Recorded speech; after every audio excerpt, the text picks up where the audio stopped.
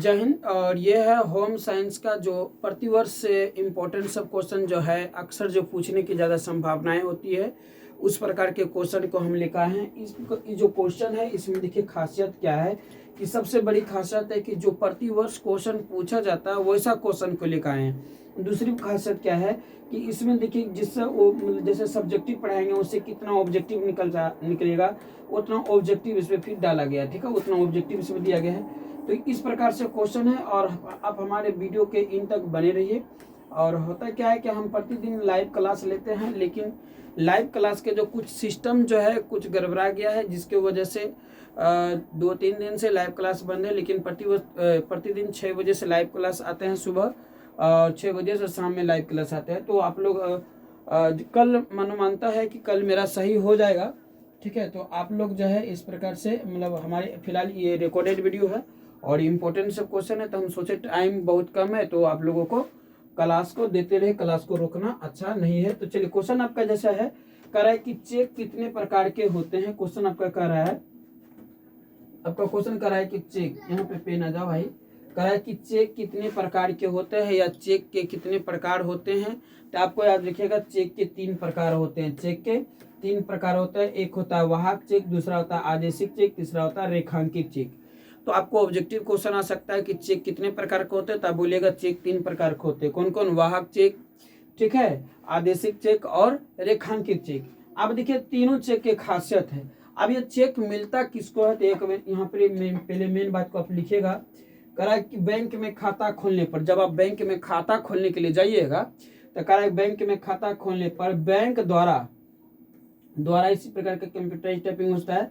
कह रहा है जमाकर्ता को चेक बुक दिया जाता है। एक बुक, एक जैसा बुक होता है ना, बहुत पन्ना होता है, उस प्रकार से चेक बुक दिया जाता है। यानी जब हम खाता खोलने बैंक में जाएंगे तब। कह रहा है चेक एक बिना लिखित आदेश होते हैं, इसमें किसी प्रकार के आदेश लिखा हुआ नहीं होते। कह रहा है कि जिसे जमा करता बैंक रकम निकालने में प्रयोग में लाता है। जमा करता जो है उससे मानी कि बैंक से रकम, हम पैसा यदि अकाउंट खोला है तो उसमें पैसा रखेंगे। जब मोटा पैसा निकलने जाएगा तो बैंक आपसे चेक बुक मांगेंगे। ठीक है, तो चेक बुक मतलब चेक मांगेंगे तो आप चेक दीजिएगा और उस पर जो आप रकम लिखिएगा वो आपको पैसा मिल जाएगा। कह रहा चेक 3 प्रकार के होते हैं। चेक कितने प्रकार के होते हैं, तो आपको याद रखेगा चेक 3 प्रकार के होते हैं। चेक कितने प्रकार के होते हैं, तो आपको याद रखेगा चेक 3 प्रकार के होते हैं। पहला कह रहा है वाहक चेक। अब देखिए वाहक चेक क्या होता है। कह रहा वाहक चेक में प्राप्तकर्ता के सामने वाहक लिखा होता है। मतलब जैसे ये चेक है, देखिए आपके बगल में दिया गया है, तो आप जो यहाँ पर सिग्नेचर कीजिएगा, ठीक है, आप जो सिग्नेचर कीजिएगा तो यहाँ पर क्या लिखा होता है, वाहक लिखा होता है। इसमें क्या लिखा होता है, तो वाहक लिखा होता है। ठीक है ना, वाहक लिखा होता है। ठीक है ना, तो क्या होता है, वाहक लिखा होता है। कह रहा है कि इस राशि को कोई भी प्राप्त कर सकता है। कह रहा है इस प्रकार का जो हम आपको लिख कर देंगे, ये राशि को कोई भी प्राप्त कर सकता है। ठीक है, कह रहा है इसे खो जाने पर खतरा बना रहता है। इस प्रकार के खो जाने पर चेक को क्या बनाता है, तो इस प्रकार के चेक को खो जाने पर खतरा बना रहता है। ठीक है ना, जैसे मान लीजिए हम आपको एक चेक करके दे दिया, आपको सिग्नेचर करके दे दिए। ठीक है, अब आप क्या किए कि इसको लेके जा रहे थे, रास्ता में खो गया। आपका क्या हो गया, रास्ता में आपका खो गया। तो या अब यदि कोई और थर्ड पर्सन इसको यदि उठा लेता है तो वो पैसा उस चेक से निकाल सकता है। इसलिए इस प्रकार के चेक को खो जाने पर खतरा बना रहता है। क्लियर, तो आपको याद रखिएगा बैंक में वाहक चेक यदि आपको कोई दिया हो तो पूरा अच्छा से संभाल के रखिएगा। ठीक है ना, खुद गिर जाइएगा लेकिन चेक को जरूर बचा लीजिएगा। ठीक है, चलिए, मतलब ये कहने का मतलब है कि चेक को थोड़ा संभाल कर रखिएगा, नहीं तो ये चेक में कोई भी जो जिसके हाथ लगेगा वो चेक को अपना मतलब क्या कर सकता है, आपका रकम को निकाल सकता है। ओके, आपका रकम को निकाल सकता है। चलिए यहाँ तक क्लियर। अगला कह रहा है कि आदेशिक चेक। कह रहा है इस चेक पर वाहक शब्द के काट कर, कह रहा है कि आदेशिक चेक में देखिए क्या कर रहा है कि जहां पर वाहक लिखा होता है ना, आदेश जैसे ये चेक है यहाँ पर जैसे वाहक लिखा था, इसको क्या कर दिया जाता है कि काट दिया जाता है। इसको काट कर वहां पर क्या करता है, आदेश लिख देता है। क्या लिख देता है, आदेशिक। कह रहा है इस चेक के भुगतान उसी व्यक्ति को दिया जा सकता है जिसका नाम चेक के पर लिखा हो। कह रहा है यह चेक यदि हम आपको दिए हैं, यह चेक का भुगतान उसी व्यक्ति को देगा जिसका उस चेक पर नाम लिखा हो। लेकिन कह रहा है कि यह वाहक जिसका नाम चेक के दूसरी तरफ लिखा हो, जैसे हम आपको दिए चेक काट करके, तो इधर जैसे फ्रंट है, मेन फ्रंट है, इधर तो मेरा पूरा डिटेल्स रहेगा, लेकिन हम आपको जब चेक दिए तो इसका दूसरा पट्टी जो यानी कि उस पार में जो है आपका सिग्नेचर रहेगा, ठीक है, और सिग्नेचर करके घेरा रहेगा, सिग्नेचर करके घेरा रहेगा। अब वो जब अब आप लेके जाइएगा चेक, तो वहां पर आपको चेक क्या करेंगे, वहां पर सिग्नेचर करवाएंगे, और उस चेक का सिग्नेचर और आपका सिग्नेचर दोनों मिल गया, तब आपको पैसा वो दे सकते हैं। अगर बैंक हस्ताक्षर लेकर ही भुगतान करता है, तब फिर बैंक आपको जो है आपको मतलब अकाउंट से पैसा दे सकते हैं चेक के माध्यम से। अगला हो गया रेखांकित चेक। क्या हो गया, रेखांकित चेक। कह चेक की बाईं तरफ, किसके तरफ, तो बाया दाया बाया, बाया तरफ देखिए, यहाँ पे देखिए रेखा खींचा हुआ है, ठीक है ना, इसको समांतर, जैसे ये मान लीजिए ये है, तो इसमें देखिएगा बाएं तरफ इस तरह से रेखा खींचा हुआ था, ठीक है ना। कह रहा है कि बाईं तरफ ऊपरी सिरे पर दो समांतर रेखाएं खींची होती है। कैसे रेखा होती है, समांतर रेखाएं खींची होती है, समांतर मतलब दोनों बराबर रेखाएं खींची होती है।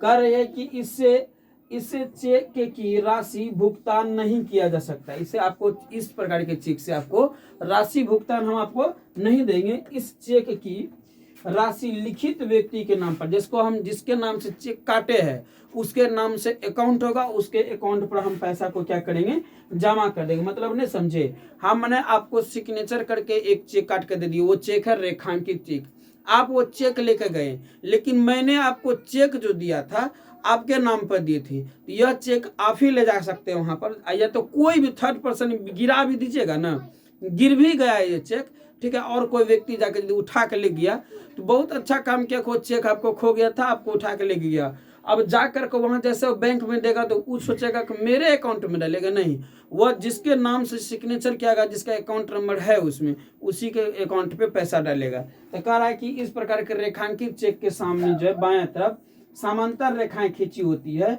और इस चेक की राशि का भुगतान नहीं दिया जाता है, इसको जो है जो अकाउंट नंबर लिखा होता है जो उस पे, उसी का आईडी पर या अकाउंट पे क्या करता है, पैसा को जमा कर दिया जाता है। तो अब चलिए इससे अब जुड़ी हुई ऑब्जेक्टिव देखिए आप कैसे करते हैं, समझिए। तो आपको यहाँ तक समझ आ गया होगा कि चेक तीन प्रकार के होते हैं, वाहक चेक, आदेशिक चेक और रेखांकित चेक। वाहक चेक जो है इसको खो जाने पर खतरा बना होता है, वाहक चेक का आगे खो जाने पर क्या होता है, खतरा बना होता है। इस चेक पर इस प्रकार के चेक को जो राशि का कोई भी बैंक से पैसा ले सकता है। आदेशिक चेक में उसी को पैसा दे सकता है जिसके यानी कि चेक के दूसरी तरफ नाम लिखा हो, सिग्नेचर मिला करके पैसा देगा। और रेखांकित चेक में जो है यह राशि किसी को भी दे सकता है, किसी को देता नहीं है, ये इसमें जो है जिसके अकाउंट दर्ज होता है उसके अकाउंट पर पैसा जमा हो जाता है। समझ गए, तो यहाँ तक क्लियर हो गया होगा। अब आगे की बात समझिए आप लोग। अगला क्वेश्चन देखिए क्या कर रहा है, क्वेश्चन कर रहा है कि चेक कितने प्रकार के होते हैं। चेक कितने प्रकार के होते हैं, तो आपको आप बोलिए चेक कितने प्रकार के होते हैं, बहुत अच्छा। तो चेक तीन प्रकार के होते हैं, ऑप्शन नंबर ए हो जाएगा। अगला क्वेश्चन कर रहा है यहाँ पर, कर रहा है रेखांकित चेक की बाईं और ऊपर किस प्रकार की रेखा खींची होती है। तो हमने अभी तुरंत बताए थे कि हमने अभी तुरंत इस प्रकार के क्वेश्चन को बताए थे कि इस प्रकार से चेक है, ठीक है, और इसके बाईं और जो दिखेगा इस तरह से समांतर रेखाएं खींची होती है। इस कैसे रेखा है, तो समांतर। तो ऑप्शन नंबर क्या हो जाएगा, तो ऑप्शन नंबर सी हो जाएगा, ऑप्शन नंबर सी हो जाएगा। ओके, अगले क्वेश्चन कर बढ़े। अगला क्वेश्चन कर रहा है कि किस, यहाँ देखिए अगला क्वेश्चन कर रहा है आपका, अगला क्वेश्चन कर रहा है यहाँ पर कि किस प्रकार की चेक में लिखित राशि खाते पर जमा कर दिया जाता है। वह कौन सा जो है चेक है जिसका जो लिखित राशि को खाता पर ही हम जमा कर देंगे। तो वो कौन सा राशि है जिसको हम खाता पर जमा कर देंगे, तो हमने बताया था कि रेखांकित चेक के बाईं तरफ समांतर रेखा खींची होती है, और इस प्रकार के चेक के राशि को जो हम क्या करते हैं उसके ही अकाउंट पर जमा कर देते हैं। तो ऑप्शन नंबर यहाँ पर सी हो जाएगा। ओके, अगला क्वेश्चन कर रहा है यहाँ पर कि किस प्रकार की चेक को खो जाने पर खतरा बना होता है। किस प्रकार की चेक को खो जाने पर खतरा बना होता है, तो आपको आज लिखेगा किसका, तो आदेशिक चेक को, किसको, वाहक चेक को, किसको, तो वाहक चेक को खो जाने पर खतरा बना होता है। क्यों, क्योंकि इस प्रकार के चेक को जो मतलब कोई भी राशि को भुगतान कर सकता है। यदि मान लिया हम आपको चेक काट के दे दिया, आप ले जाने में लापरवाही बरते, चेक आपका खो गया, तो वो चेक जो है कोई भी उस प्रकार के चेक से मतलब राशि को प्राप्त कर सकता है। अगला क्वेश्चन अब यहाँ पर है, कह रहा है कि 4 खाद्य पदार्थों के नाम लिखे जिन पर ISI लिखा हो। देखिए इमेज में यहाँ पर दिखाया गया है ISI का इमेज देखिए यहाँ पर दिखाया हुआ, ठीक है। तो ISI देखिए यहाँ पर जैसा कि देखिए दिखाया गया है, तो इस प्रकार से होता है आई, और फिर इसे घुमा होता है इस तरह से, ठीक है, ऐसे होता है, और फिर यहाँ पे क्या होता है आई इस तरह से लिखा होता है ISI, ठीक है। यदि किसी चीज पर ISI के लेवल लगा हुआ है तो वह पहचान है शुद्धता की। किसकी पहचान है? तो वह शुद्धता की पहचान है। अब देखिए यहाँ पर क्या कह रहा है कि 4 खाद्य पदार्थों के नाम लिखिए। खाद्य मतलब खाने वाला ऐसे चीज को नाम लिखना है, या खाद्य पदार्थों का नाम लिखिए जिन पर ISI लगाओ। तो यहाँ पर देखिए क्या कह रहा है, प्रकार ISI ISI चिन्ह द्वारा पदार्थों की शुद्धता की गारंटी देता है। यह जो है यह सभी लेवल पर नहीं होता, इसका लेवल जो शुद्धता की गारंटी देता है उसी पर इस प्रकार का ISI लेवल लगा होता है। लेकिन कुछ ऐसे कंपनियां हैं जो इसी प्रकार के लेवल में आपको क्या करेंगे, ध्यान पूर्वक देखिएगा, इस तरह से घुमा करके 5 कर देंगे, ठीक है, और 5 कर करके यहाँ बगल में 0 दे देंगे, या करेंगे क्या, इस तरह से घुमा दे देंगे, एक तो रहेंगे एस तो रहेंगे, यहाँ बगल में 0 रहेंगे। आप ध्यान नहीं दे पाइएगा और फंस जाइएगा। तो बहुत ऐसे चीज है जो इस तरह से मतलब कॉपी रहता है, लेकिन अब मैं नहीं, सब चीज रहता है मिलता जुलता, थोड़ी सी फर्क रहती है। तो आप लोग ध्यान पूर्वक देख लीजिएगा, शुद्ध ISI लिखा है तो इसका मतलब वो शुद्धता की गारंटी दे रहा है, ठीक है ना। ठीक है, करा ISI चिन्ह द्वारा पदार्थों की शुद्धता की गारंटी देता है। करा भारतीय मानक संस्थाओं द्वारा जो भारत के यानी कि जो लेवल देता है, निम्नलिखित विश्वास दिए जाते हैं। ये मानक संस्थाएं को क्या करता है, ये मानक संस्था है जो लेवल के द्वारा लोगों को विश्वास दिलाते हैं कि यह शुद्धता की गारंटी देता है, ठीक है ना।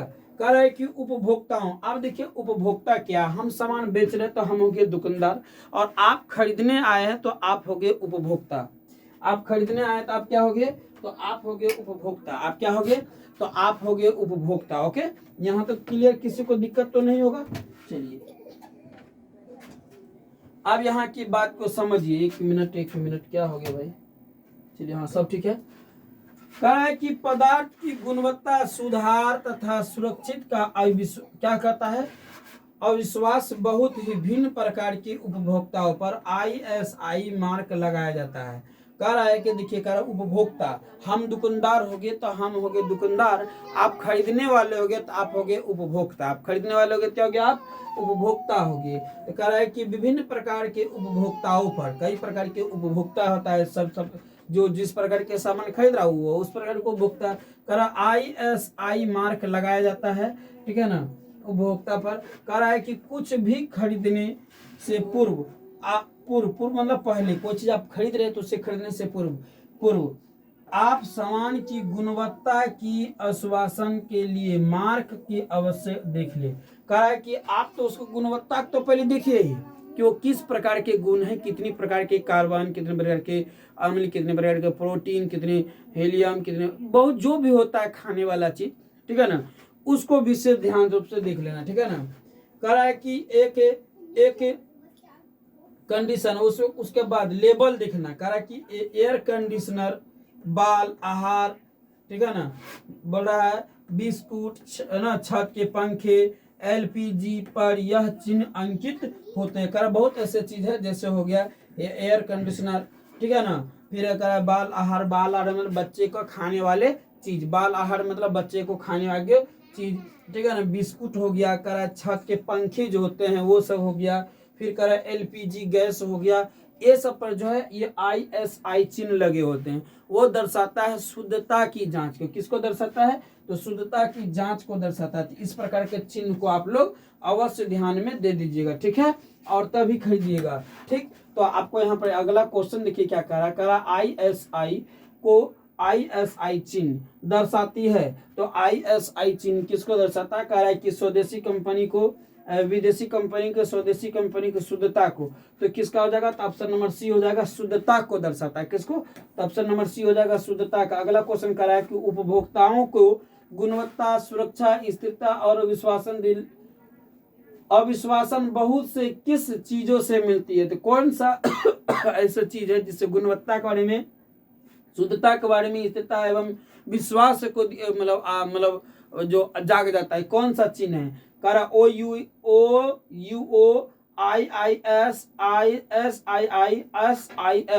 तो ऑप्शन नंबर क्या हो जाएगा? डी हो जाएगा। क्या हो जाएगा? तो डी हो जाएगा। जिसका आंसर जानते हैं आप लोग जवाब भी दे दीजिएगा। क्वेश्चन कर रहा है आयकर में छूट प्राप्त करने के लिए, आयकर में छूट प्राप्त करने के लिए किन किन योजनाओं में निवेश करना चाहिए। मतलब आप समझिए मेरी बात को, आप मेरी बात को समझिए एक मिनट। चलिए, तो यहाँ कह रहा है, क्वेश्चन कह रहा है कि आयकर में छूट प्राप्त करना, मतलब आपका किसी प्रकार का टैक्स ना लगे, ठीक है, किसी प्रकार के टैक्स ना लगे। कह रहा है किन किन योजनाओं में निवेश करना है। तो कह रहा है कि किसी व्यक्ति को आयकर में छूट प्राप्त करने के लिए निम्नलिखित योजनाओं में निवेश करना चाहिए। किसी व्यक्ति को आयकर में छूट प्राप्त करने के लिए निम्नलिखित योजनाओं को प्रवेश करना चाहिए। निम्नलिखित योजनाओं में क्या कर रहा है? निम्नलिखित योजनाओं में निवेश करना चाहिए। क्या करना चाहिए? निवेश, मतलब पैसा को लगाना चाहिए, जिससे हमें क्या होगा? आयकर नहीं लगेगा। कह रहा है आयकर में छूट मिलेगा। आयकर में क्या मिलेगा? छूट। क्वेश्चन है कि आयकर में छूट प्राप्त करने के लिए आप आयकर में छूट लेना चाहते हैं तो आपको किन किन योजनाओं में निवेश करना होगा। तो आप लिखिएगा आयकर में छूट प्राप्त करने के लिए हमें निम्नलिखित योजनाओं में निवेश करना चाहिए। क्या लिखिएगा? आयकर में प्राप्त करने के लिए हमें निम्नलिखित योजनाओं में प्रवेश, आयकर में छूट प्राप्त करने के लिए, आयकर में छूट प्राप्त करने के लिए हमें निम्नलिखित योजनाओं में निवेश करना चाहिए। तो पहला हो गया राष्ट्र बचत पत्र। आपको क्या करना है? बैंक के द्वारा राष्ट्र बचत पत्र खुलवा लीजिएगा यदि, तो इससे आपका क्या होगा? कि आयकर में छूट प्राप्त होंगे। ओके, अगला हो गया कि भविष्य निधि योजना।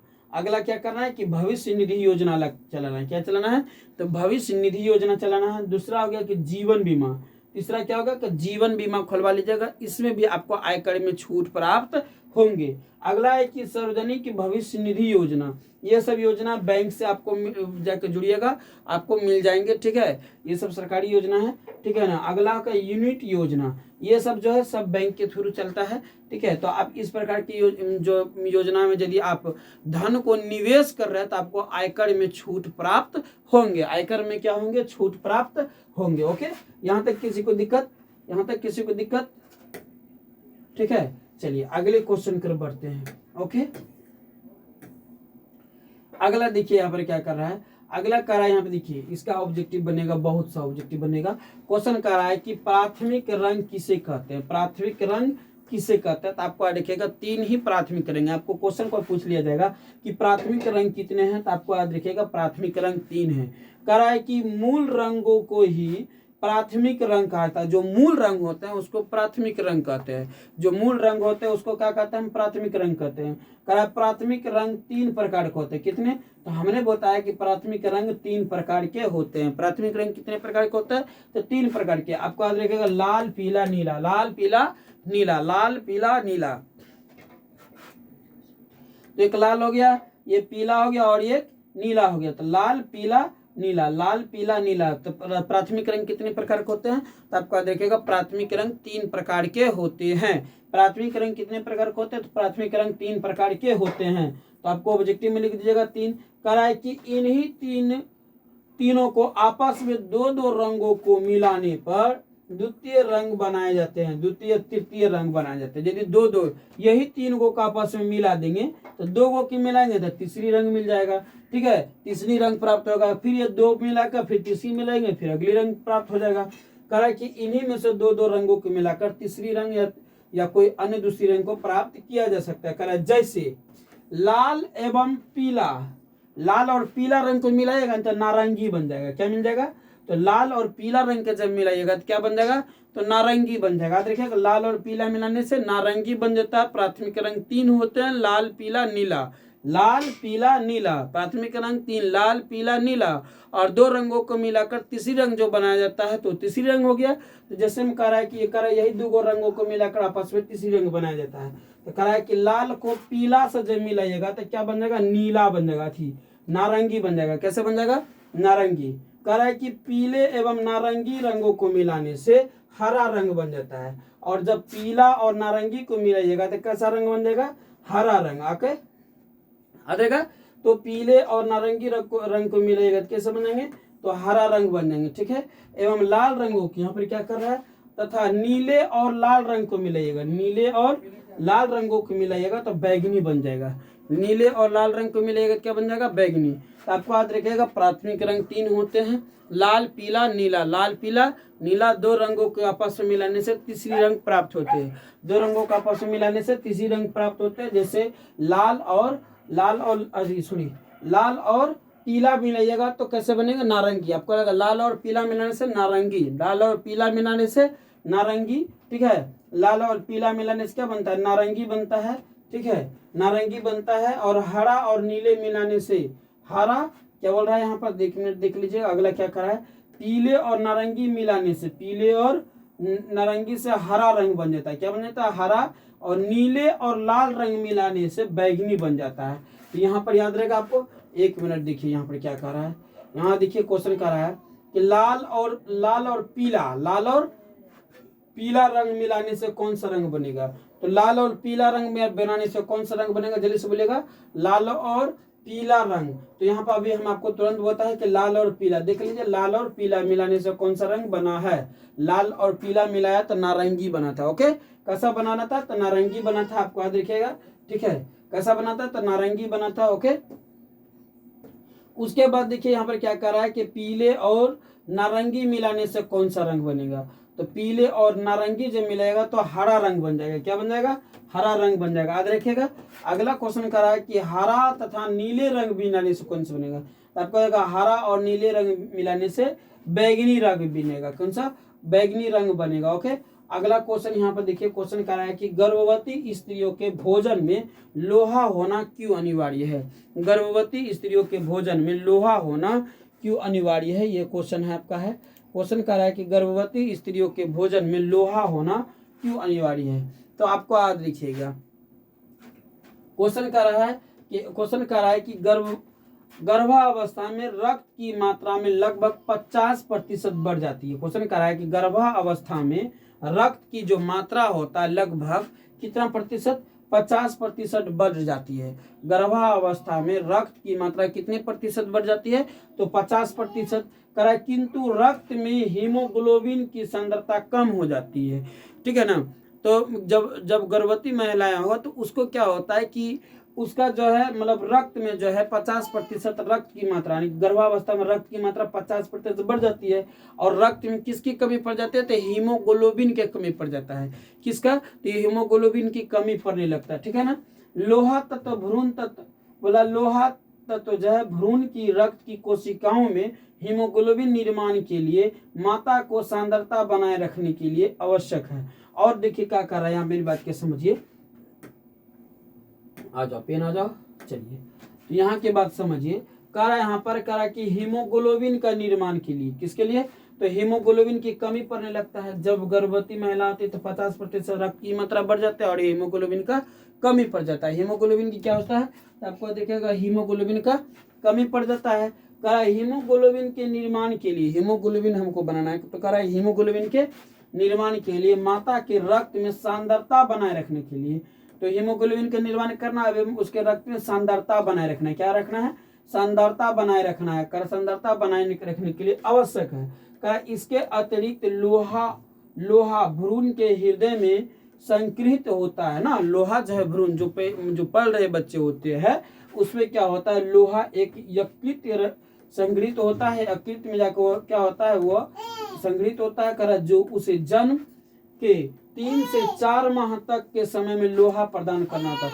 तो एक जो उसको जब इस प्रकार से दीजिएगा, क्या है, देखो कहाँ से आया, कह रहा है लोहा की कमी होने पर शरीर में रक्त अल्पता हो जाती है। जैसे लोहा की कमी होगा कि शरीर में रक्त की कमी पड़ने लगेगा, क्या होगा, तो रक्त क्या हो रहा है, कह रहा है यहाँ पर देखिए, लोहा की कमी होने पर शरीर में रक्त अल्पता होती जाती है। अल्पता मतलब थोड़ा कम होने लगता है, कह रहा रक्तहीनता हो जाती है। और जैसे लोहा की कमी होगा शरीर में कि रक्त की मात्रा कम होने लगेगा, रक्त की मात्रा क्या होगा, कम होने लगेगा। जो माता और शिशु दोनों के लिए प्रभावित करती है।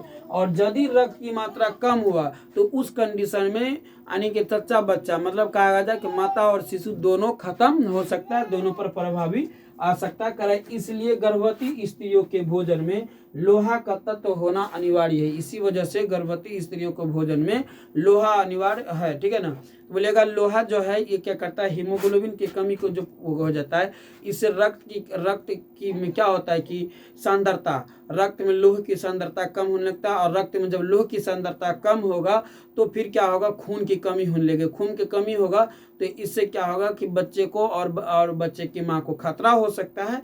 इसलिए उसको भोजन में लोहा होना अनिवार्य है। अब लोहा की मतलब वो रिंच हथौड़ी लोहा नहीं, वो मतलब क्या कहा जाए कि वो खाद्य पदार्थों में एक जो होता है कि लोहा, ठीक है ना, उसके बारे में हम बात कर रहे हैं, ठीक है ना, जो मतलब भोज्य पदार्थ में प्राप्त होते हैं इस प्रकार के लोहे, ठीक है। चलिए अगले क्वेश्चन कर प्राप्त चले। क्वेश्चन कर रहा है कि गर्भवती स्त्रियों के रक्त में किसकी सांद्रता की कमी हो जाती है। किसकी सांद्रता की कमी होने लगती है तो आपको याद रखिएगा हीमोग्लोबिन का कमी होने लगती है। किसकी, तो हीमोग्लोबिन का कमी होने लगता है। ओके, अगला क्वेश्चन करा है यहाँ पर कि भोजन अपमिश्रण से आप क्या समझते हैं। आप देखिए इस प्रकार की इमेज आपको दिखाया गया है, इस प्रकार से इमेज आपका दिखाया गया है। क्वेश्चन है कि भोजन अपमिश्रण से आप क्या समझते हैं। तो भोजन मतलब देखिए यहाँ पे क्या करा है, एक मिनट, चलिए पेन को थोड़ी से बदल लेते हैं तब आपको हम समझाएंगे अच्छा से। क्वेश्चन आपका है कि भोजन अपमिश्रण से आप क्या समझते हैं। तो कह रहा है कि भोजन में शुद्धता, वस्तुओं में कुछ विजातीय या कम मूल्य वाले सजातीय वस्तुओं को मिश्रण को भोजन अपमिश्रण कहते हैं। मतलब नहीं समझे कि कुछ रखेंगे हम दामी चीज और उसको बेचेंगे दामी रेट पर, और उसमें क्या करेंगे, उससे मिलता जुलता कुछ ऐसी चीजों को मिला देंगे जो कम रेट का है या जिसका कोई वैल्यू नहीं हो, जिसकी कोई महत्व नहीं हो, और फिर उसको भी उसी रेट में हम बेच रहे हैं जिसका की रेट अत्यधिक है। यह जो प्रक्रिया करते हैं इसी को हम भोजन अपमिश्रण कहते हैं या मिलावट कहते हैं, ठीक है ना, मिलावट कहते हैं। यह जो ठीक है ना मिलावट, जब खाने वाला चीज में मिला दिया जाता है तो भोजन अपमिश्रित कहते हैं, ठीक है ना। जब खाद्य वाला चीज में मिला जाता है भोजन अपमिश्रण कहते हैं, ठीक है, भोजन अपमिश्रण कहते हैं। और कुछ ऐसे चीज है जो यूज वाला चीजें मिला दिए तो उसको मिलावट कहते हैं। तो यहाँ पर कह रहा है कि देखिए भोजन की अशुद्धता को, भोजन की शुद्धता में भोजन कुछ शुद्ध है और उसमें हम मिला रहे अशुद्ध चीज को, अब बेच रहे हैं उसको शुद्ध दामों पर। तो कह रहा है कि भोजन की विशुद्धता, भोजन की शुद्धता में वस्तुओं की कुछ भी जाति, कुछ ऐसे चीज को मिलाते जो मिलता है, कुछ नहीं हो मिलजुल रहा है उससे, फिर भी हम मिला देते हैं। एवं कम मूल्य की सजाते हैं, हम नहीं बोले कि कुछ मूल्यवान वस्तु है, बेच रहे मूल्यवान वस्तु के दाम पर, और उसमें क्या किया कि जिसका कोई बाजार में रेट नहीं, कोई वैल्यू नहीं, हम उसको उस चीज को उसमें मिला दिए और ज्यादा दाम में उसको बेच रहे हैं। भोजन में मिलावट करने, बोल रहा है कि भोजन में मिलावट रहने से उसका पोषण तत्व घट जाता है। सही बात है। आप देखिए कि जो शुद्ध चीज है उसमें हम खराब चीज को मिला देंगे, उससे क्या हो जाएगा, उसको जो है जो पोषण तत्व क्या जाएगा, घट जाएगा। प्राय गेहूं, चावल, दाल आदि एवं कंकड़ मिलावट उनकी तौल बढ़ा दी जाती है। अब देखिए इस समय जो है क्या करता है कि कंकड़ मिला दिया जाता है।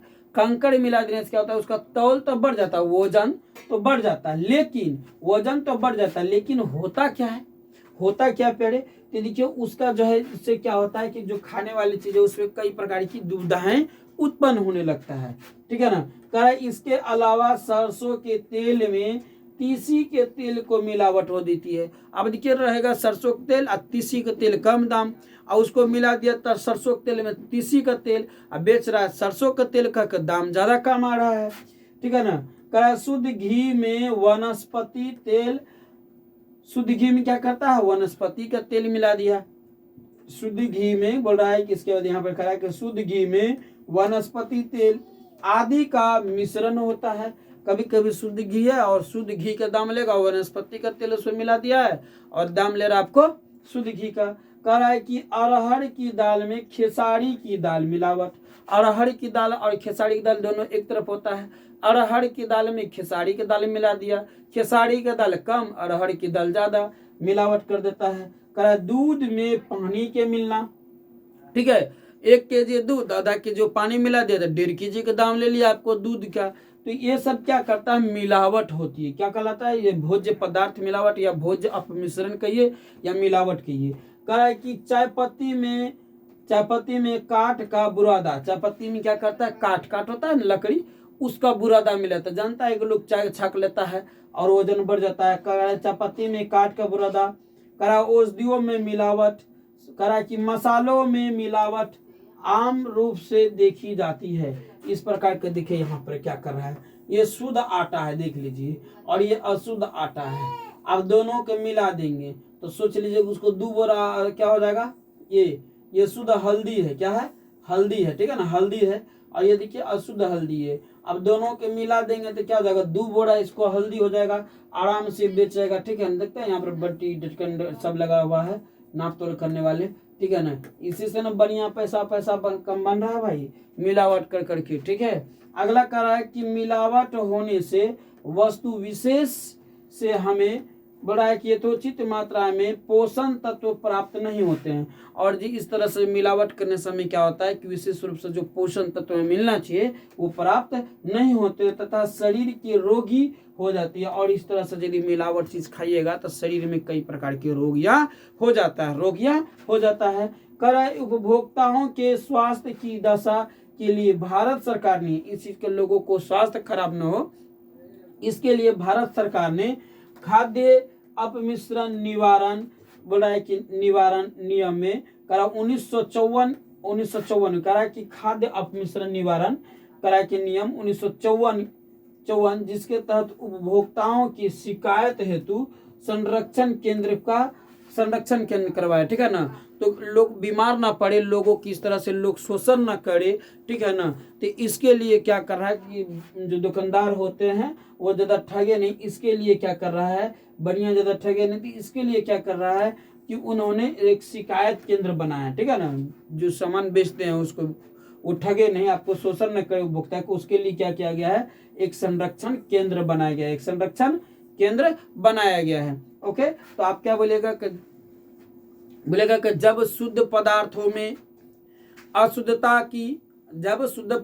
अशुद्धता की या मिलती जुलती पदार्थों में, ठीक है, मिलती जुलती जब शुद्ध पदार्थों में मिलती जुलती अशुद्ध पदार्थों को या कम मूल्य वाले को या हीन पदार्थों को जब उसमें मिला दिया जाता है उसके मिलावट करते हैं। इस प्रकार के मिलावट से कई प्रकार की बीमारियां हो सकती है। इसके लिए भारत सरकार ने 1945 में 1954 में एक जो है इसका एक क्या कहा जाए मतलब जांच केंद्र भी बनाया है। ठीक है ना, शिकायत केंद्र बनाया है, या इसके लिए मतलब उपभोक्ताओं को शोषण न करे इसके लिए एक संरक्षण केंद्र भी बनाया है। ठीक है ना, इस प्रकार के मिलावट जो इस प्रकार से होती है, मतलब इस प्रकार का जो खाद्य अपमिश्रित होता है वैसे होता है जैसे अरहर की दाल में मूंग की दाल हो गया, फिर हो गया घी में हो गया वनस्पति के तेल, ठीक है, और हो गया जैसे है ना सरसों के तेल में तीसी का तेल, ये हो गया मटर में हो गया, मटर में क्या हो गया, चना में मटर का दाल हो गया। ठीक है ना, ये सब 3-4 बातों का आपको लिख देना है। ठीक है, और जैसे हो गया चाय में हो गया काठ के बुरादा, फिर हो गया हल्दी में शुद्ध हल्दी में आटे को या बहुत रंगे से चीज होता है जो मिलती जुलती चीजों को मिला देते हैं, इसी को हम भोज्य अपमिश्रण कहते हैं। तो लिख पाइएगा आप लोग, कभी कभी मिलावट के भी परिभाषा इसी प्रकार से आप दे सकते हैं। क्वेश्चन कभी कभी मिलावट कर देता है। अब क्वेश्चन आ रहा है कि हमें प्रतिरक्षा को परिभाषित कीजिए। आप देखिए प्रतिरक्षा क्या है, क्वेश्चन कर रहा है कि प्रतिरक्षा को परिभाषित कीजिए। क्वेश्चन क्या कर रहा है कि प्रतिरक्षा को परिभाषित कीजिए। क्वेश्चन क्या कर रहा है आपको, क्वेश्चन कर रहा है कि प्रतिरक्षा को परिभाषित कीजिए। कह रहा है कि प्रतिरक्षा व्यक्तियों में रोग से लड़ने की योग्यता एवं क्षमता को प्रतिरक्षा कहते हैं। क्वेश्चन क्या बोले हमने कि व्यक्तियों में रोग से लड़ने की योग्यता को, जो हम लोगों को लड़ने की योग्यता जो होता है, लड़ने की योग्यता एवं क्षमता को, जो उसको जो हम लोगों से लड़ने की जो क्षमता देते हैं रोग से हमने क्या बोला कि प्रतिरक्षा किसे कहते हैं। करा कि प्रतिरक्षा देखा है अपन दीजिएगा, मिलेगा व्यक्तियों में रोग से लड़ने के लिए, व्यक्ति रोग से लड़े उसको रोग पछाड़ न सके, लड़ने के लिए योग्यता, जो परिश्रम करते शरीर को हट्टा कट्टा बना के रखते हैं ना, योग्यता एवं क्षमता को प्रतिरक्षा कहते हैं। पहले से उसको कोई बीमारी आए, ठीक है ना, और पता चली तो हट्टा कट्टा आदमी है, अच्छा मतलब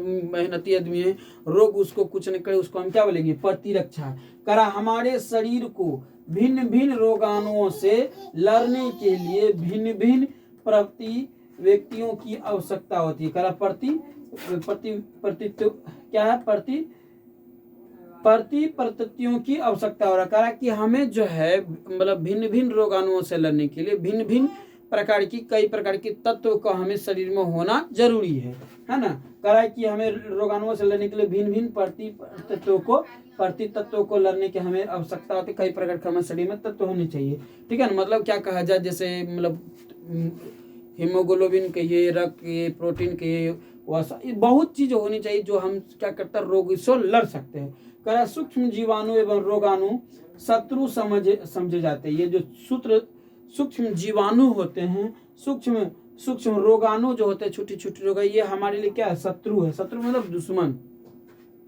कह इनमें ऐसे एंटीजन या प्रतिजन होते हैं जो शरीर में एंटीजन या प्रतिजन उत्पन्न करने के लिए शरीर को प्रतिरक्षा करती है, ठीक है ना। इस प्रकार इसमें एंटीजन पाया जाता है, प्रतिजन पाया जाता है, जो शरीर में क्या करता है, इससे हमको रक्षा करने के लिए हमें क्या करना होगा, अच्छे खासे मतलब जो पहले से उसका जो मतलब दवा को खाना, बहुत ऐसे शरीर में प्रोटीन, ऊर्जा, विटामिन, कैल्शियम, आयरन इत्यादि सब शरीर में रहे, और इससे जो हम रोग और पहले रोग आने से पहले हम अपने शरीर में उस चीज़ को प्राप्त करके रखेंगे, तो हमें क्या होगा कि हमको रोग पछाड़ेगा नहीं, रोग भाग जाएगा, ठीक है ना।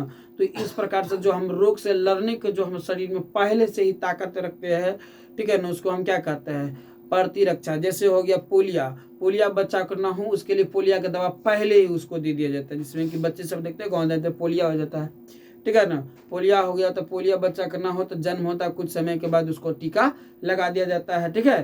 तो ये सब को जो है मतलब क्या कहा जाए, जो रोगों से लड़ने की जो क्षमता प्राप्त होता है, रोगों से लड़ने के जो हमें योग्यता होता है, ताकत होता है, उसी को हम प्रतिरक्षा कहते हैं। उसी को हम क्या कहते हैं, प्रतिरक्षा कहते हैं। क्या लिख पाइएगा आप लोग, लिख पाइएगा, यदि लिख पाइएगा तो यस लिखिएगा। ओके, अगले क्वेश्चन कर बढ़े। क्वेश्चन करा है कि बजट कितने प्रकार के होते हैं। देखिए ये भी बहुत इंपॉर्टेंट क्वेश्चन है। क्वेश्चन करा है कि बजट कितने प्रकार के होते हैं, तो आपको याद रखिएगा बजट 3 प्रकार के होते हैं। बजट 3 प्रकार के होते हैं। बजट कितने प्रकार के होते हैं, तो आपको याद रखिएगा बजट 3 प्रकार के होते हैं। करा है कि बजट का बजट, क्या करा है, बजट का बजट। करा है कि जब प्रभावित व्यक्ति अनुमानित आय से कम या निश्चित अवधि में कुछ बचत हो जाती है, तो उसे बजट का बजट कहते हैं। मतलब नहीं समझे। पहला तो आपको याद रखिएगा बजट 3 प्रकार के। पहला आपको याद रखिएगा बजट 3 प्रकार के। बजट 3 प्रकार के। कहा है कि बजट का बजट, बचत का, यहाँ देखिए बचत है, बचत का बजट। कहा है कि जब क्या कह रहा है, प्रस्तावित व्यय। अब यहाँ पर समझिए पहले आय क्या होता है, व्यय क्या होता है। हमारे पास पैसा आया तो क्या हो गया, व्यय। और पैसा आय हुआ, क्या हुआ, आया तो आय हो गया। अ से आना और अ से क्या हो गया, आय। क्या हो गया, आय। अ से आना, अ से आय। पैसा आया तो आय, चला गया, ठीक है ना, पैसे चले गया तो क्या हो गया, व्यय। क्या कहेंगे उसको हम व्यय कहेंगे, व्यय। तो क्या रहा है, देखिए यहाँ पर क्वेश्चन कर रहा है कि जब प्रस्तावित व्यय, हम पैसा जो लगाएं, व्यय मतलब खर्च कर रहे हैं ना, लगाएं, अनुमानित आय से, जो अनुमान किए थे, अनुमानित आय से कम तथा निश्चित अवधि में जो समय लगाए थे उस अवधि तक में देख रहे हैं, निश्चित समय तक में देख रहे हैं कि उससे कम हुआ। मतलब क्या है कि हम लगाए थे इसे 500 रुपया। मेरी बात को समझिए, क्या हुआ इसमें, ऐसा कैसे हो गया भाई, 1 मिनट।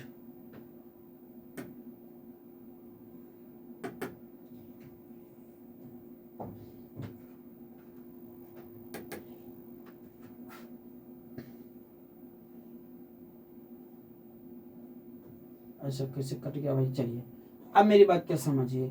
तो हमने क्या किया कि इस पे हमें लगाया 500 रुपया। कितना लगाया, तो 500 रुपया लगा, ठीक है। मेरी बात क्या समझिए, हमने कितना रुपया लगाया, 500 रुपया लगाया। और हम 2 माह के लिए, ठीक है, 2 माह के लिए हम सोचे थे कि 500 रुपया लगाएंगे 2 माह में हमको निकल जाएगा, लेकिन माह 2 हो चुका है, लेकिन 500 रुपया से पैसा क्या है, कम आया है। 500 से क्या आया है, 500 रुपया से कम आया है। तो यहाँ पे क्या कहा कि जब प्रस्तावित व्यय यानी कि जो पैसा खर्च किया व्यय अनुमानित आय से, जितना अनुमान हम लगाए थे कि 2 माह में यहाँ पर हम 800 रुपया कमा लेंगे, लेकिन पता चला कि 400 या 500 हमको प्राप्त हुआ है, और अनुमानित आय से हमें क्या हो गया, कम या निश्चित अवधि में कुछ बचत होती है और कुछ निश्चित अवधि हो गया और कुछ ही पैसा बचत हुआ है, तो उसे हम बचत का बजट कहते हैं। उसे हम क्या कहते हैं, बचत का बजट कहते हैं। क्लियर, यहाँ तक हो गया। तो बजट 3 प्रकार के, बजट 3, एक हो गया बचत का बजट, घाटे का बजट, एक हो गया संतुलित बजट। तो हमने क्या किया कि हम 2 महीना के लिए हम 500 रुपया का कुछ सामान खरीद के लगा दिए कि बेचेंगे। 2 महीना खत्म हो गया, अनुमान लगाए थे कि 500 रुपया लगाया है, अनुमान था हम 800 रुपया कमा लेंगे इससे, लेकिन 2 महीना समाप्त हो गया और 800 रुपया से हमें बहुत कम हो रहा है। अनुमानित जो लगाए थे उससे हमारा आय क्या हो रहा है, कम हो रहा है। तो ऐसे आय को हम बचत का बजट कहेंगे। ऐसे आय को हम क्या कहेंगे, बचत का बजट। तो क्लियर यहाँ तक। तो बचत का बजट आपको याद हो गया होगा। अगला हो गया घाटे का बजट। अगला हो गया घाटे का बजट। जब प्रस्तावित व्यय मतलब पैसा लगाएं, अनुमानित आय से अधिक हो गया। अब हम क्या हुआ कि अनुमानित आय जो अनुमान लगाते हैं, ठीक है ना, अब सोचे कि हम 500 रुपये लगा, अनुमानित आय था हमको 8, इससे हमको बेसी हो गया, 1000 हो गया। क्या करा, अनुमानित आय से अधिक, तो उसे पूरा करने के लिए ऋण लेना या बजट के खर्च करना पड़ता है, ठीक है ना। क्या करता पड़ता है, ऋण लेना पड़ता है या बजट का खर्च करना पड़ता है, तो उसे अब घाटे का बजट कहते हैं। क्या कहते हैं हम, घाटे का बजट। अब देखिए क्या करा, जब प्रस्तावित व्यय अनुमानित आय से, प्रस्तावित आय व्यय यानी खर्च किया, और प्रस्तावित आय से क्या हो गया, आय से आने से अधिक, प्रस्तावित आय क्या हो गया, अधिक हो गया। अनुमानित आय जो है क्या रखा, अनुमान, जब प्रस्तावित व्यय अनुमानित आय से क्या हो, अधिक होता हो, तब हम उसे घाटे की बजट कहते हैं। इसके लिए ऋण लेना या बजट खर्च करना, उसे हम बजट करना पड़ता है। इस प्रक्रिया को हम क्या कहते हैं, तो घाटे का बजट कहते हैं। अगला कह रहा है कि संतुलित बजट। अब क्या कह रहा है, संतुलित बजट कह रहा है कि जब प्रस्तावित व्यय कर रहे हैं तो खर्च कर रहे हैं, जब प्रस्तावित व्यय अनुमानित आय से समान होती, जो अनुमान किया उसका समान हो गया, तो उसे हम संतुलित आय कहते हैं। क्या कहते हैं, संतुलित आय। कह रहा है कि परिवार के लिए बजट का लाभप्रद होता है, और इस प्रकार का जो बजट करना परिवार के लाभप्रद होता है। अब देखिए संतुलित मतलब समान, जब प्रस्तावित व्यय आय के समान होता हो तो हम संतुलित आय करेंगे, ठीक है। और जब घाटे का बजट, जब प्रस्तावित व्यय आय से अधिक होता हो, तो हम इस प्रक्रिया को हम क्या कहेंगे, घाटे का बजट कहेंगे। जब बचत का बजट जो अनुमान लगाए जो निश्चित अवधि में, और उस अनुमानित से व्यय क्या हो, व्यय से आय कम होता हो, तो हम उसे बचत का बजट कहेंगे। तो क्या आप लोग लिख पाइएगा, थोड़ी सी टेढ़ी क्वेश्चन, फिर से इसको एक बार चला के देख लीजिए, तब आपको जरूर समझ में आएगा, थोड़ा सा पीछे करके। ओके, अगले क्वेश्चन कर बढ़ते हैं। क्वेश्चन कह रहा है कि बजट कितने प्रकार के होते हैं। आपका क्वेश्चन क्या कह रहा है, ध्यान सुनिएगा। क्वेश्चन कह रहा है कि बजट कितने प्रकार के होते हैं। कह रहा है कि बजट कितने प्रकार के होते हैं। तो कह रहा है कि बजट कितने प्रकार के होते हैं। कह रहा है कि यहाँ पे सुनिए, कह रहा है कि बचत का बजट, और एक मिनट पेन लेते हैं। कह रहा है कि बचत का बजट ये तो होते हैं, घाटे का बजट ये भी होते हैं, संतुलित बजट ये भी होते हैं। यहाँ का है कोई भी नहीं, यहाँ क्या होगा, सभी हो जाएगा। ऑप्शन यहाँ पर गड़बड़ किया है, यहाँ होता सभी, तो आपको आंसर क्या जाएगा, सभी हो जाएगा। बजट 3 प्रकार के होते हैं, बजट 3 प्रकार के होते हैं, यानी बचत का बजट, यानी बचत का बजट, और हो गया घाटे का बजट, और हो गया संतुलित बजट। तो बजट कितने प्रकार के, 3 प्रकार के, तो आपको रहेगा सभी आंसर दे दीजिएगा। ओके, यहाँ तक किसी को दिक्कत। चलिए आगे क्वेश्चन कर बढ़े, अगले क्वेश्चन कर बढ़िए सुनिए। क्वेश्चन करा है कि जब प्रस्तावित व्यय लगा रहे हैं अनुमानित आय से कम, अनुमानित आय से कम, तो क्या कहते हैं? तो देखिए जब हम प्रस्तावित क्या कर रहा है, जब प्रस्तावित व्यय खर्च किए अनुमानित आय से, अनुमान जो लगा तो उससे क्या हुआ, अनुमानित आय से कम हो गया, अनुमानित आय से कम, तो उससे क्या कहते हैं? तो आपको आएगा कि बचत का बजट कहते हैं। क्या कहते हैं? तो बजट का बजट कहते हैं। क्या कहते हैं? तो बजट का बजट कहते हैं। अगला क्वेश्चन कर रहा है कि जब, क्वेश्चन कर रहा है कि यहाँ पर सुनिएगा, क्वेश्चन कर रहा है कि जब प्रस्तावित आय, आय यहाँ होता आय, अनुमानित आय और अनुमानित जो आय लगा था दोनों समान होते हैं तो क्या कहते हैं? जब प्रस्तावित आय और अनुमानित आय दोनों समान होते हैं तो क्या कहते हैं? तो आपको याद रखिएगा दोनों समान होते हैं तो संतुलित बजट कहते हैं। क्या कहते हैं? संतुलित बजट कहते हैं। ओके, अब यहाँ पर आइए क्वेश्चन देखिए क्या कर रहा है। क्वेश्चन कर रहा है यहाँ पर आपका, एक मिनट थोड़ा नीचे कर लेते हैं तो अच्छा रहेगा। क्वेश्चन कर रहा है कि दाग धब्बे को कितने श्रेणी में बांटा गया है। क्वेश्चन कर रहा है कि दाग धब्बे को, देखिए दाग धब्बे की कोई निश्चित सीमा नहीं है, दाग धब्बे कई रंग के होते हैं, ठीक है ना। आप हमारे साथ गलत कर लिए तो आप हमारे लिए दागी इंसान होंगे। तो दाग धब्बे कई प्रकार के होते हैं, इसकी कोई निश्चित सीमा नहीं है। कह रहा है कि कोई भी निशान जो कपड़े की रंग को खराब कर दे, कोई भी निशान जो कपड़े के रंग को क्या कर दे, खराब कर दे, उसे हम दाग धब्बे कहते हैं या दाग कहते हैं। क्या कहते हैं? दाग कहते हैं या दाग धब्बे कहते हैं। कोई भी निशान जो कपड़े के रंग को क्या कर देता हो, खराब कर देता हो, उसे हम दाग धब्बे कहते हैं। दाग धब्बे निम्नलिखित प्रकार के होते हैं। दाग धब्बे जो है निम्नलिखित प्रकार के होते हैं। पहला हो गया प्राणिज धब्बे। अब प्राणिज का मतलब समझिए क्या होता है। प्राणिज सीधी शब्द में समझ लीजिए कि जिसमें खून होता हो वो प्राणिज धब्बे में चले जाएंगे। आप देखिए, ठीक है ना, या खून होता हो, ठीक है ना, खून वाली चीजों से प्राप्त होना प्राणिज धब्बे। आप देखिए कह रहा है कि प्राणिज पदार्थों द्वारा लगने वाले धब्बे को प्राणिज धब्बे कहते हैं। कह रहा है कि अंडा, आप देखिए अंडा किससे प्राप्त होता है? मुर्गी से। अब अंडा मुर्गी से प्राप्त होता है तो मुर्गी तो जीव है और उसमें खून है, तो ऐसे चीजों से प्राप्त होने वाले धब्बे क्या कहेंगे हम? प्राणिज धब्बे कहेंगे। दूध हो गया, गाय बकरी इत्यादि से प्राप्त होते उसमें खून होते हैं, किसमें? जिससे प्राप्त हो रहा है उसमें तो खून है भाई। तो ये सब कोई प्राणी से न प्राप्त हुआ, ये जो दूध जो प्राप्त हुआ कोई प्राणी से प्राप्त हुआ, तो क्या हो गया? ये भी हो जाएगा प्राणिज धब्बे। मांस ये कोई प्राणी से प्राप्त हो रहा है तो क्या हो जाएगा? प्राणिज धब्बे। मछली, ये सब कौन धब्बे हो जाएगा? तो प्राणिज धब्बे हो जाएगा। क्या हो जाएगा? तब प्राणिज धब्बे हो जाएगा। आद हो गया। अगला देखिए कह रहा है कि वनस्पति धब्बे। वनस्पति में आता है पेड़ पौधे। वनस्पति में क्या आता है? तो वनस्पति में पेड़ पौधे। कह रहा है कि पेड़ पौधे से प्राप्त पदार्थ द्वारा लगने वाले धब्बे को, पेड़ पौधे से प्राप्त पदार्थों द्वारा, पेड़ पौधे से जो प्राप्त पदार्थ है, कह रहा है वनस्पति धब्बे कहते हैं। ऐसे धब्बे को हम वनस्पति धब्बे कहते हैं। कह रहा है जैसे चाय, कॉफी, सब्जी, फल फूल आदि, ये सब जो है इस सब से जो प्राप्त धब्बे होते हैं उसको हम वनस्पति धब्बे कहते हैं। अब देखिए चाय, ये खेती में उपजने वाला हो गया, ये भी गाछ होता है इसका। कॉफी ये खेती में होता है, सब्जी खेतियों में होता है, फल खेतियों में होता है पेड़ पौधे से, फूल जो होता है खेतियों में होता है पेड़ पौधे से। ये सब धब्बे को हम वनस्पति धब्बे कहेंगे। क्या कहेंगे? वनस्पति धब्बे।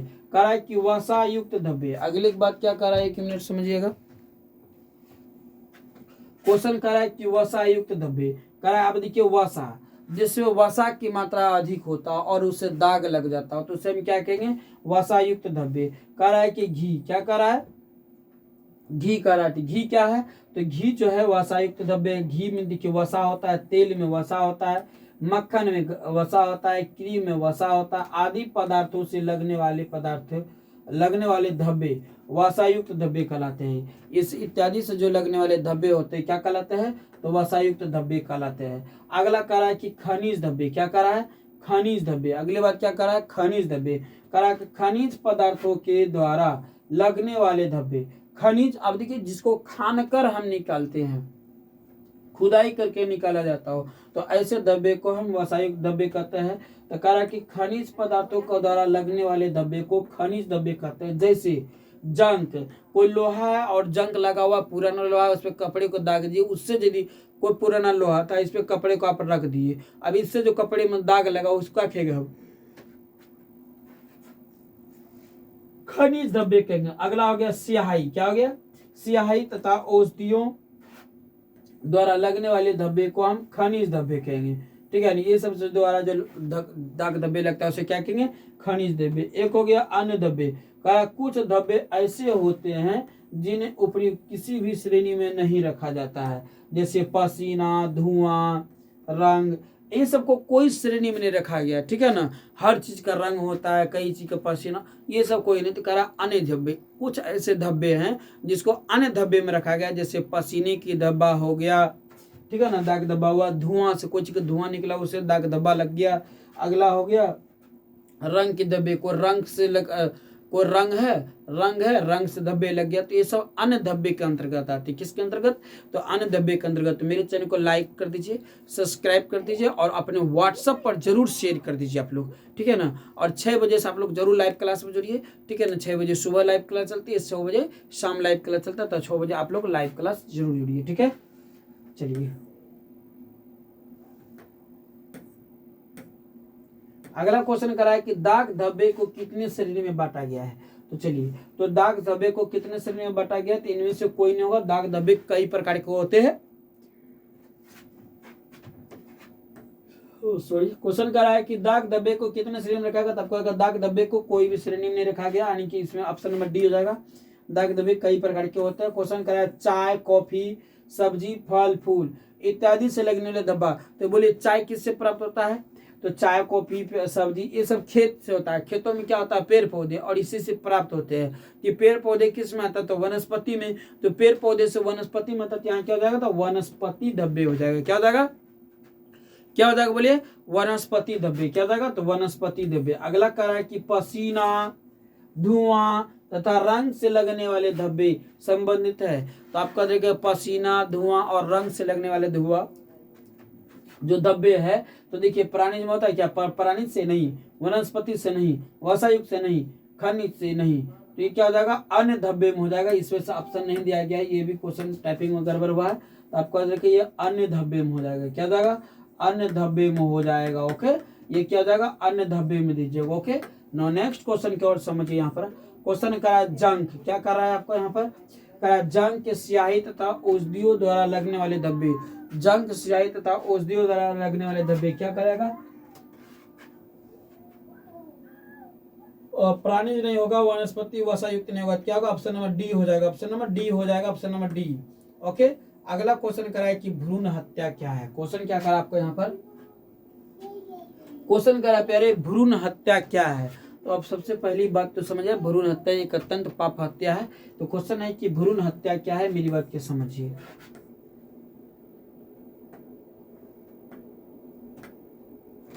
देखिए क्वेश्चन करा है कि भ्रूण हत्या क्या है। तो भ्रूण हत्या बोला कि जन्म होने से पूर्व की गर्भावस्था में शिशु को मार देना भ्रूण हत्या कहलाता है। जन्म हुआ ही नहीं और गर्भावस्था में शिशु को मार देना क्या कहलाता है? भ्रूण हत्या कहलाता है। कहा है कि गर्भ में पलने वाले भ्रूण को अल्ट्रासाउंड आदि इस प्रकार की तकनीकी से जांच कर पता लगा लिया जाता है। अब देखिए क्या होता है कि अल्ट्रासाउंड के द्वारा अल्ट्रासाउंड किया जाता है और अल्ट्रासाउंड के द्वारा पता कर लिया लगा जाता है कि गर्भ में पल रहे बच्चे क्या है, ठीक है ना, प्रायः, ठीक है ना, उसे मार दिया जाता है। करा है कि भ्रूण हत्या शिशु है ना, क्या करा है कि भ्रूण कन्या शिशु है, ठीक है। अल्ट्रासाउंड कराते हैं और अल्ट्रासाउंड में यह पता कर लेता है अल्ट्रासाउंड में कि जो पल रहे बच्चे हैं अल्ट्रासाउंड के माध्यम से ये जो भ्रूण है ये क्या है भ्रूण कन्या है, ठीक है ना, भ्रूण कन्या शिशु है। कन्या मतलब लड़की है, तो लड़की होने पर पराया क्या करता है, भ्रूण कन्या है मतलब भ्रूण लड़की है, तो इसको क्या करता है कि गर्भ में ही उसको मार दिया जाता है, ठीक है ना, या नहीं है इसको पता कर लेता है। प्राय यदि होता है कि भ्रूण कन्या होती है, लड़की होता है, तो लोग क्या करता है कि उसको जन्म लेने से पूर्व जो ही पेट में मार दिया जाता है उसको भ्रूण हत्या करता है। भ्रूण अगर कन्या शिशु होती है तो उसके हत्या गर्भ में ही कर दिया जाता है। बहुत ऐसे है जो कन्या शिशु होता है गर्भ में ही उसे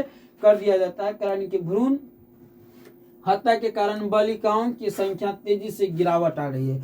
आज जो है बालिकाओं की संख्या में क्या कर रहा है, तेजी से इस प्रकार से गिरावट आ रही है। यह जनसंख्या असंतुलन का जन्म देती है, ठीक है ना। तो इस तरह से देखिए उसको मार करके कैंची के सहारे उसको क्या करता है, एक एक अंग को काट काट करके क्या करता है, बाहर को निकाल दिया जाता है। ठीक है, तो इस प्रकार की प्रक्रिया को हम क्या कहेंगे, भ्रूण हत्या। क्या कहेंगे, तो भ्रूण हत्या कहेंगे। ओके, अगला क्वेश्चन यहाँ देखिए कह रहा है कि जन्म होने से पूर्व ही गर्भा शिशु को मार देना क्या कहलाता है। तो जन्म होने से पूर्व गर्भा शिशु को मार देना क्या कहलाता है, तो आपको आज लिखिएगा भ्रूण हत्या कहलाता है। ऑप्शन नंबर ए हो जाएगा, ऑप्शन नंबर ए हो जाएगा। क्वेश्चन यहाँ कर रहा है कि संप्रदायवाद क्या है। आपका क्वेश्चन अगला कर रहा है, आपका अगला क्वेश्चन है कि संप्रदायवाद क्या है।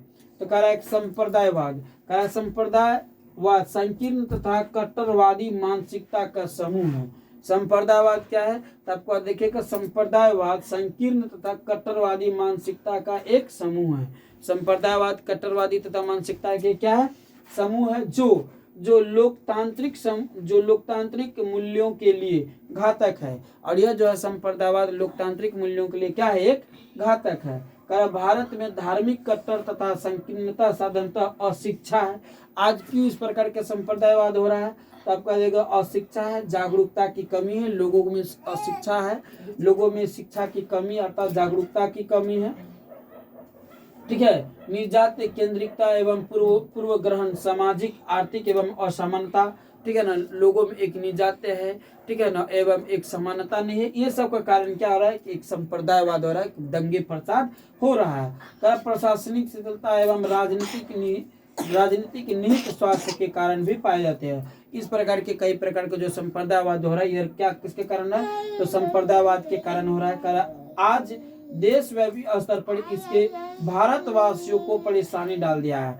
आज पूरे जो है इस प्रकार के जो शिक्षा के कमी कारण और जागरूकता की कमी के कारण ना, फिर कारण राजनीति के कारण, कई असमानताएं के कारण आज जो एक दूसरे पर क्या कर रहा है कि मतलब आतंकवादी करना, दंगे फसाद करवाना, गिट्टी बदल करवाना या आंदोलन कराना, आगजनी करवाना, ये सब क्या कर रहा है, संप्रदाय के अंतर्गत आते हैं। किसके अंतर्गत, तो संप्रदायवाद के अंतर्गत। किसके अंतर्गत, तो संप्रदायवाद के अंतर्गत आता है। बड़ा भारत एकता की भावना से इसे पूर्णतः समाप्त करना चाहती है। और यदि आप चाह रहे हैं कि ये समाप्त हो जाए तो आपको पहले एकता बनाना होगा, तब इस प्रकार के जो है संप्रदायवाद समाप्त हो सकता है, तब इस प्रकार के संप्रदायवाद समाप्त हो सकता है। ओके, अगला क्वेश्चन कर रहा है कि चिपको आंदोलन क्या कर रहा है, चिपको आंदोलन। तो कह रहा है कि चिपको आंदोलन एक पर्यावरण संरक्षण आंदोलन था। चिपको आंदोलन कैसा था, तो आपको देखिएगा चिपको आंदोलन एक पर्यावरण संरक्षण आंदोलन था। यह भारत के उत्तराखंड राज्य से शुरू हुआ था। यह जो चिपको आंदोलन शुरू हुआ था कहाँ से, तो भारत के उत्तराखंड राज्य से शुरू हुआ था। कहाँ से, तो भारत के उत्तराखंड राज्य से शुरू हुआ था। कह रहा है कि ये राज्य के वन विभाग के ठेकेदार द्वारा वनों की कटाई का विरोध कर रहे थे। कह रहा है कि आप सुनिए, इस आंदोलन था यह उत्तराखंड से शुरू हुआ था। ये वनों को जो ठेकेदार लिया था वन काटने का, उसका क्या कर रहा था कि समाज जो है देखिए इस तरह से वृक्ष से चिपक कर, देखिए यह ठेकेदार है मतलब काटने वाला है और वो वृक्ष से चिपका हुआ, तो इसलिए इसको जो चिपक कर जो वृक्ष को जो काटने से बचाया जा रहा था, इसी को कहा गया चिपको आंदोलन। ओके, तो क्वेश्चन क्या आ रहा है यहाँ पर, देखिए यहाँ पर कह रहा है कि ये राज्य के वन विभाग के ठेकेदार, जो राज्य के जो वन विभाग के ठेकेदार था उसके द्वारा वनों की कटाई के विरोध कर रहे थे। कर रहा था, सबको विरोध कर रहा था कि वन को कोई नहीं काटेगा, और करा और उन पर अपना परंपरागत अधिकार जता रहे थे। ठीक है ना, अपने परंपरागत अधिकार भी जता रहे थे। करा यह आंदोलन तत्कालीन उत्तर प्रदेश के चमोली जिले में हुआ था। यह आंदोलन जो हुआ था कहाँ पर, तो उत्तर प्रदेश के चमोली जिले से स्टार्ट हुआ। ठीक है ना, चमोली जिले से। कब, तो 1974। ठीक है, कहीं 1974, कहीं 1975 से 1975, 1974 से शुरू हुआ तो 1975, तो कुछ लोग 1975, कुछ 1974 से 1974 रहेगा, तो प्राय 1974 ये ऑप्शन दीजिएगा। कोरा का प्रारंभ हुआ था, करा यह एक दशक के अंदर यह पूरे उत्तराखंड में फैल गया। एक दशक मतलब एक साल के अंदर में पूरे यह उत्तराखंड में फैल गया। ठीक है ना, इस आंदोलन की शुरुआत 1975 में भारत के प्रसिद्ध पर्याविद सुंदरलाल बहुगुणा, ठीक है ना, करा कि ये जो शुरू हुआ और ये जो किसके द्वारा, इसका जो देख रेख कर रहा था सुंदरलाल बहुगुणा। इसका जो मुख्य नेता कौन था, तो सुंदरलाल बहुगुणा था। तो आपको बोलेगा चिपको आंदोलन उत्तराखंड के टिहरी नगर था, और टिहरी नगर के कौन था, चमोली जिला कौन था, तो जिला था चमोली, वहां से जो है शुरू हुआ था। यह आंदोलन का जो मुख्य नेता था सुंदरलाल बहुगुणा था। यह आंदोलन का मुख्य उद्देश्य है कि जो वनों की जो कटाई है उसको रोक लगाना है, वनों की कटाई को रोक लगाना है। तो आप लोग याद रखिएगा, लिख लीजिएगा, यह पर्यावरण आंदोलन से संबंधित आंदोलन था, पर्यावरण आंदोलन से संबंधित आंदोलन। तो ओके, अगला क्वेश्चन है, कह रहा कौन सा आंदोलन पर्यावरण से संबंधित है। 4 ऑप्शन दिया हुआ, इनमें से कौन सा आंदोलन था जो पर्यावरण आंदोलन से संबंधित है। तो आपको याद रहेगा चिपको आंदोलन क्या जाएगा, तो चिपको आंदोलन हो जाएगा। अगला क्वेश्चन कह रहा है कि चिपको आंदोलन कब हुआ था। यहाँ पे क्वेश्चन है कि चिपको आंदोलन कब हुआ था, तो कब दीजिएगा, तो यहाँ पे क्या दीजिएगा, तो चिपको आंदोलन कब दिया था, तो आपको देगा 1974। कब दीजिएगा, तो 1974। चिपको आंदोलन कब हुआ था, तो 1974 दे दीजिएगा। ओके, चिपको आंदोलन क्या देगा, तो चिपको आंदोलन कब हुआ था, तो 1974। ओके, अगले क्वेश्चन यहाँ पर देखिए कह रहा है, यहाँ पर चिपको आंदोलन की शुरुआत किस राज्य से हुआ था। तो आपका देखिए चिपको आंदोलन की शुरुआत जो हुआ था कहाँ पर से, तो उत्तराखंड राज्य से हुआ था। ओके, तो उत्तराखंड दीजिएगा। अगला क्वेश्चन कह रहा है कि पितृसत्ता क्या है। आप समझिए पितृसत्ता क्या है, तो कह रहा है कि पितृसत्ता उसे कहते हैं जहाँ सारे अधिकार पिता के हाथों में होता है और इन परिवार में बच्चों को उसके पिता के नाम से जाना जाता है। ठीक है ना, वंश परंपरागत बड़ा कि वंश परंपरा पिता के नाम से चलती है। जीविकोपार्जन का काम मुख्य रूप से पुरुष के सदस्य द्वारा किया जाता है। आप मेरी बात क्या समझिए, यहाँ पर कुछ और परिभाषा है। तो पितृसत्ता का तात्पर्य है कि पिता के शासन पर, पिता की राजनीतिक पर या पिता के बनाए क्षेत्रों में, ठीक है ना, पुत्र का अधिकार हो जाना पितृसत्ता कहलाती है। जैसे देखिए हमारे यहाँ पर है, ठीक है ना, तो देखिए ये जो है सब चीज के कौन, लालू जी, और इनकी जगह पर कौन आ गया, पूरा बनाया हुआ बना क्षेत्र पर कौन, तो हाल लिया कौन, तेजस्वी। तो इसको क्या कहा जाए, पितृसत्ता। क्या बोलेंगे, तो पितृसत्ता कहेंगे। ठीक है, लिख पाइएगा आप लोग, इसको क्या बोलेंगे, पितृसत्ता। तो बोलेगा पिता के शासन पर, पिता के संपत्ति पर, पिता के बनाए गए क्षेत्रों पर, पिता के किए गए कार्यों पर पुत्र का अधिकार होना क्या कहलाता है, पितृसत्ता कहलाता है। जैसे लीजिएगा लालू और तेजस्वी दे सकते हैं जैसे। ओके, अगले क्वेश्चन को बढ़ते हैं। अगला क्वेश्चन देखिए कह रहा है कि छुआछूत क्या है। छुआछूत क्या है, तो देखिए यहाँ पर कह रहा है छुआछूत क्या कर रहा है, कह रहा है छुआछूत समाज में, कह रहा है समाज मतलब छुआछूत समाज की वह व्यवस्था है जिसके कारण एक व्यक्ति दूसरे व्यक्ति या एक समाज दूसरे समाज के परंपरागत आधार पर ठीक है ना, छू नहीं सकता। अगर उसे छूता है तो उसे स्वयं अपवित्र हो जाता है। इस प्रक्रिया की बोलेगा छुआछूत वह प्रक्रिया है, बोलेगा छुआछूत जब एक व्यक्ति दूसरे व्यक्ति से एक समाज दूसरे समाज से छूने पर अछूत मान लिया जाता हो, ठीक है ना, उसे पाप मान लिया जाता हो, तो उसे हम क्या बोलेंगे, अपमानित मान लिया जाता हो, उससे हम क्या कहेंगे, छुआछूत व्यवस्था कहेंगे। ठीक है ना, इस प्रकार के छुआछूत अव्यवस्था को खत्म करने के लिए डॉक्टर भीमराव अम्बेडकर ने कई घोर कदम उठाए, कई कठोर कदम को उठाए, तब ये जाकर ये छुआछूत व्यवस्था समाप्त हुई। आप देखिए यहाँ पर देखिए ये बेचारी को पानी प्यास लगा है, और इसको पानी दे रहा था देखिए दूर से। अब इस तरह से है कि जो इसका छाया भी इसके पैरों पर ना पड़े, इसीलिए इसको दूर से ही पानी दिया जा रहा है। ठीक है ना, तो यही प्रक्रिया को क्या कहा जाता है, छुआछूत। यहाँ देखिए यहाँ पर क्या है कि बड़े समुदाय के जो लोग हैं, छोटे समुदाय के लोगों में दाब कर रखने के जो एक साजिश है, इसी प्रक्रिया को भी हम छुआछूत व्यवस्था कर सकते हैं। छुआछूत के नाम पर उसको दबाना, छोटी जातियों को दबाना छुआछूत के अंतर्गत आता है। तो बोलेगा छुआछूत व्यवस्था वह व्यवस्था जिसमें एक व्यक्ति दूसरे व्यक्ति से, एक समाज दूसरे समाज से, एक जाति दूसरे जाति से, ठीक है ना, जो छुआछूत की भावना मानता है या भेदभाव की भावना मानता है या पवित्रता की भावना मानता है, उसे हम क्या बोलेंगे, छुआछूत। उसे क्या बोलेंगे, छुआछूत। तुम भी पढ़ रहा है,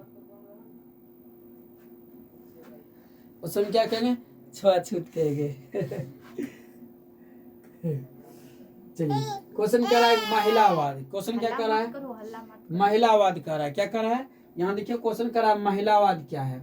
आप समझिए महिलावाद क्या कर रहा है, कह रहा है महिलावाद कह रहा महिला के अंतर्गत, बोला महिला के अंतर्गत महिला और पुरुष सामाजिक जीवन रूपी गाड़ी के दो पहिए, यहाँ पर दो हो जाएगा अलग अलग के, बोला के दोनों होगा के गाड़ी के दो पहिया। अब देखिए कह रहा है कि महिलावाद क्या है, तो मेरी क्वेश्चन है कि महिलावाद क्या है। करेक्ट, महिलावाद के अंतर्गत, महिलावाद के अंतर्गत महिला को, महिलावाद के अंतर्गत महिला को, करेक्ट, महिलावाद के अंतर्गत महिला और पुरुष को समाज में जीवन रूपी, महिलावाद के अंतर्गत महिला और पुरुष को समाज में जीवन रूपी गाड़ी के दो पहिए का केंद्र माना जाता है। ठीक है ना, किसी समाज को चलने के लिए पुरुष और महिलाओं को होना जरूरी है, जैसे एक रथ की दो पहिए।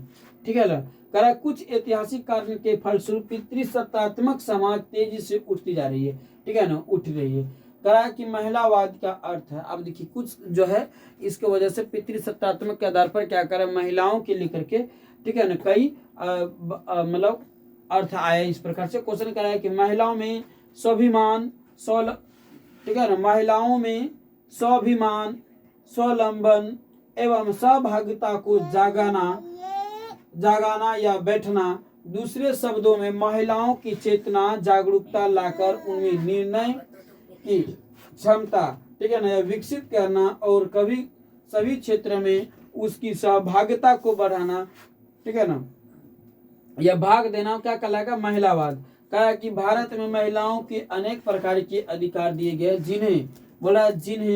जिन्हें 3 रूपों में सामाजिक, आर्थिक और राजनीतिक में देखा जा सकता है। ठीक है ना, करा 19वीं शताब्दी के आरंभ में, क्या करा 19वीं शताब्दी के, समझिए बोलेगा महिलावाद का तात्पर्य महिलाओं को पुरुष के समान, महिलाओं को पुरुष के समान लाना, महिलाओं के हर क्षेत्र में समान अधिकार देना, राजनीतिक, आर्थिक, सामाजिक, ठीक है ना, महिलाओं को बढ़ चढ़ कर सभी चीजों में भाग लेना महिलावाद कहलाता है। क्या कहलाता है, महिलावाद कहलाता है। महिलावाद के जो है, महिलावाद के अंतर्गत महिलाओं को आज हर प्रकार के क्षेत्र में खुले आज़ादी दिया जा रहा है। ठीक है ना, खुले आज़ादी दिया जा रहा है। ठीक है, ये सब बोलिएगा। इसके अंतर्गत महिलाओं को 19वीं क्या करा है, 19वीं शताब्दी के आरंभ में, 19वीं शताब्दी के आरंभ में भारतीय समाज औपचारिक रूप से आरंभ हुए और कुछ चिंतनशील व्यक्तियों ने, कुछ आए 19वीं शताब्दी में, कुछ चिंतनशील व्यक्तियों ने महिलाओं को क्या किया गया, आरक्षण के आधार पर, महिलाओं को योग्यता के आधार पर, महिलाओं को आधार पर कई प्रकार के हर क्षेत्र में उसको जो आज हर क्षेत्र से जो है महिलाओं को जो आगे बढ़ाने का प्रयास किया जा रहा है, पुरुषों के समान लाने का, हर क्षेत्र में आर्थिक, सामाजिक, राजनीतिक क्षेत्र में जो लाने के जो प्रयास कर रहा था कि महिला हर क्षेत्र में अपनी कार्य को कर सके, महिलावाद कहलाती है। क्या आप लोग आंसर लिख पाइएगा, महिलाओं को बढ़ोतरी देना, महिलाओं को राजनीतिक, आर्थिक, सामाजिक में क्या करना, समान पुरुष के समान अधिकार देना, तो महिलावाद के अंतर्गत आता है। क्या आप लोग लिख पाइएगा, यदि लिख पाइएगा तो यस लिखिएगा और मेरे वीडियो को शेयर भी कर दीजिएगा, लाइक कर दीजिएगा और कमेंट जरूर कीजिएगा। यहाँ तक के लिए जय हिंद, जय भारत। मिलते हैं अगले वीडियो में अगले समय।